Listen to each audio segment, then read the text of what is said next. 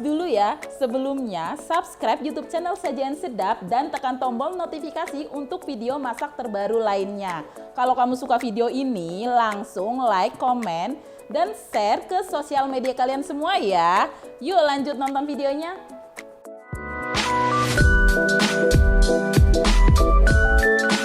Perkembangan street food yang sekarang kita kenal sebagai makanan street food atau makanan jajanan jalanan itu sudah berlangsung ketika Bandung sebagai kota kolonial yang dibentuk pada awal abad 20 dan perkembangannya ditentukan dari Bandung sebagai salah satu destinasi wisata.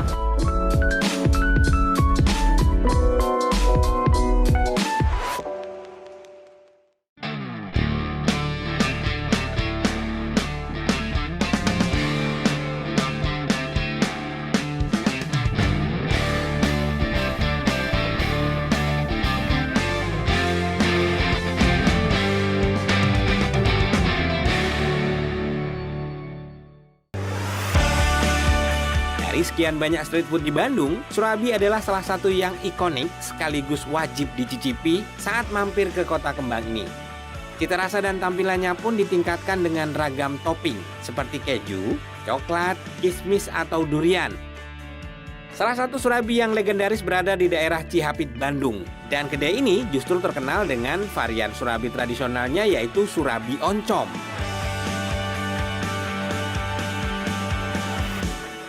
Assalamualaikum. Waalaikumsalam. Nah, Iya, ini apa? ini adonan surabi. Banyak ya?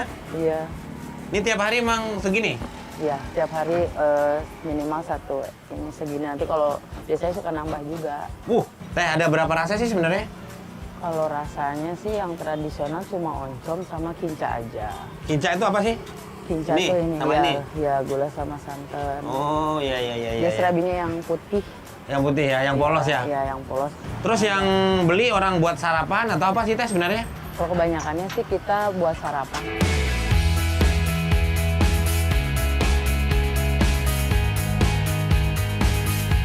Kita sarapan pakai surabi. Surabi Cihapit ini cukup terkenal dan ini ada dua jenis sebenarnya. Ada yang oncom gini, full gini. Cakep ya.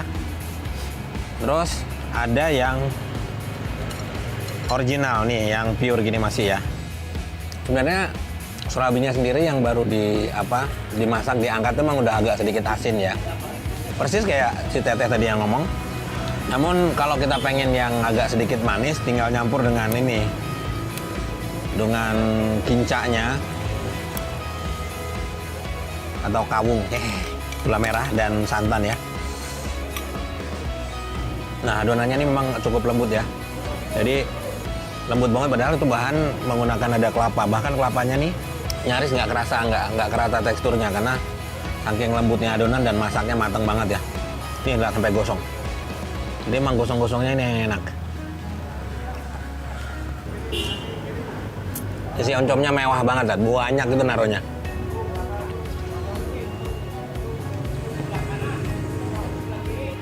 Biar nggak penasaran, pengen tahu sejarah soal jajanan kuliner Bandung, kita tanya ke ahlinya langsung.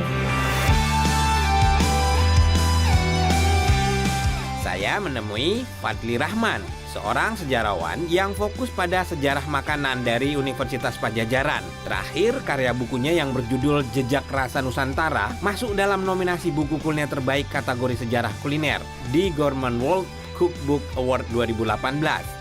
Kalau olahan aci itu yang Kang Fadli tahu dari kapan ya Kang sebenarnya? Sekarang wilayah Jawa Barat ini merupakan salah satu produsen ubi kayu atau singkong terbesar di Indonesia. Jadi wajar Besar ya Kang? makanan aci-acian itu begitu Mewah banyak di sini, variasinya. banyak ya? Iya.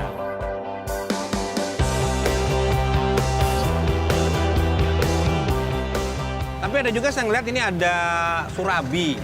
Nah kalau surabi, memang di setiap daerah yang saya tahu beda-beda surabinya. Kalau surabi yang ada di Jawa Barat sendiri seperti apa sih Kang sebenarnya? Karakternya memang beda dengan surabi seperti yang ada di Solo, yang lebih menekankan penggunaan pada bahan baku tepung beras. Kalau di Bandung, khususnya di sini, itu menggunakan kombinasi antara tepung beras dengan tepung terigu. Oke. Ini yang membuat si bentuknya tidak tipis, tidak tebal. terlalu flat. Makanya kalau di surabi di Solo itu digulung ya, karena saking Tipis, flatnya gitu ya, terlalu tipis. Kalau di Bandung lebih tebal teksturnya karena memang menggunakan campuran tepung beras dan tepung terigu. Kalau dari sejarahnya mungkin Kang dari awal sebenarnya kalau surabi itu kan yang hampir beberapa daerah saya pernah nemuin gitu loh. Sebenarnya awalnya siapa yang punya nih Kang? Ya. Apakah dia punya Jawa Tengah, Jawa Barat kah? Apa khusus Jawa memang Justru umumnya? semua asumsi itu saya dari historisnya saya tidak melihat hubung kaitnya dengan daerah-daerah itu, tapi pengaruh dari luar. Ada yang mengatakan ada surabi itu merupakan pengaruh dari pancake Mirip atau mirip panekuk. pancake ya. Iya, panekuk dari pengaruh Eropa atau Belanda. Tapi asumsi itu pun patah sebetulnya karena pengaruh dari India ke Nusantara itu juga membawa berbagai pengaruh kuliner. Ya. Oke. Salah satunya apem yang juga menurunkan surabi. Ya kalau kita Iya. lihat apem dan surabi Mirip. itu kan mirip ya, saudaraan. Gitu. Yoi.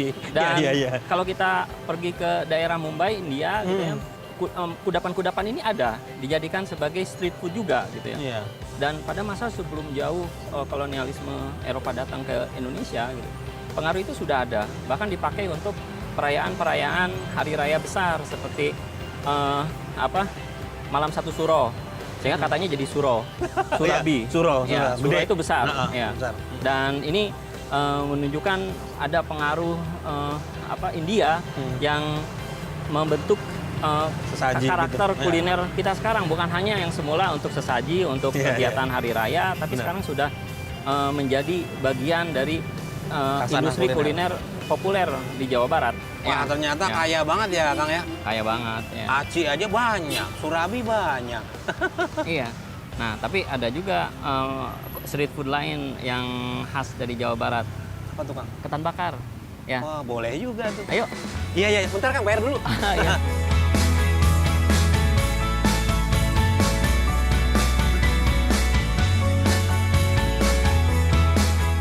Sih Pak. Ya. Waduh, mantep nih.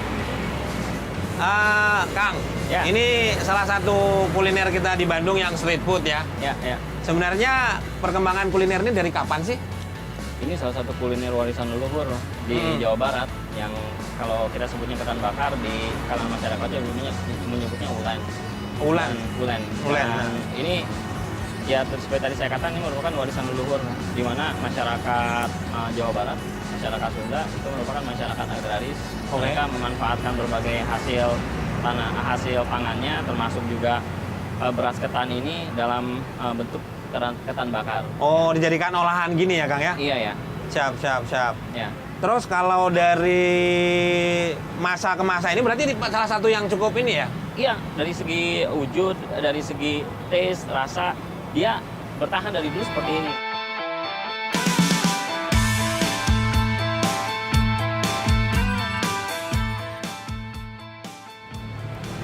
Aduh, iya.